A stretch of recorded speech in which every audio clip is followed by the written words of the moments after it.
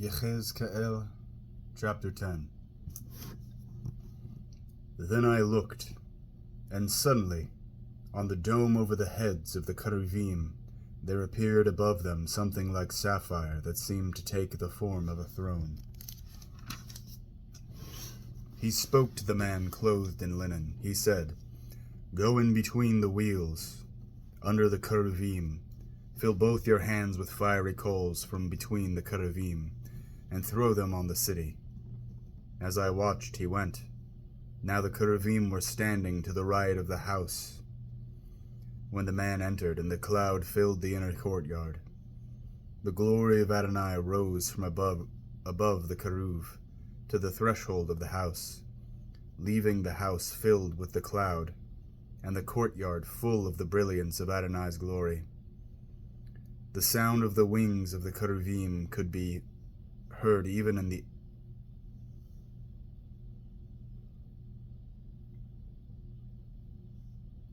the outer courtyard, sounding like the voice of God, Shaddai, when he speaks.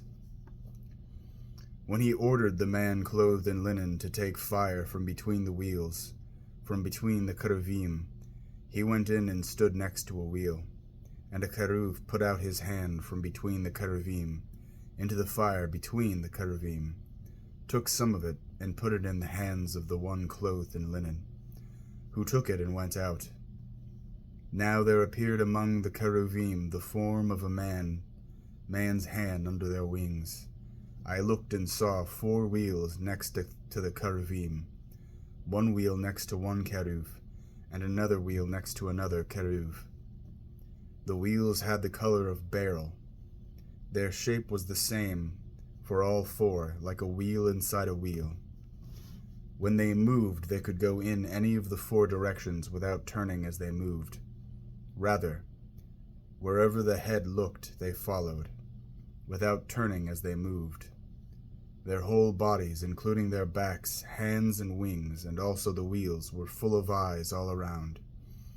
Even the wheels of the 4 keruvim, as for the wheels, I heard them called the wheel of apparatus. Every one of the keruvim had 4 faces. The first face was the face of a keruv. The second face was the face of a man, the third the face of a lion, and the fourth the face of an eagle. Then the keruvim rose. These were the living creatures I had seen by the Kavar river. When the keruvim moved, the wheels went with them, and when the keruvim lifted their wings to rise off the ground, these wheels did not stop going with them. When the keruvim stood still, the wheels stood still.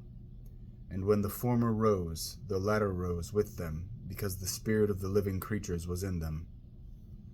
Now the glory of the Adonai left the threshold of the house and halted above the keruvim. The keruvim lifted their wings and rose off the earth. I was watching as they went off with the wheels next to them. They paused at the entrance to the east gate of Adonai's house, with the glory of the God of Israel over them from above. This was the living creature I had seen beneath the God of Israel by the Kavar river. So I knew they were keruvim. Each of the 4 had 4 faces, and each had 4 wings, and what looked like a man's hands was under their wings. As for how their faces looked, they were the faces I had seen by the Kavar river, identical in appearance. Each one moved straight ahead.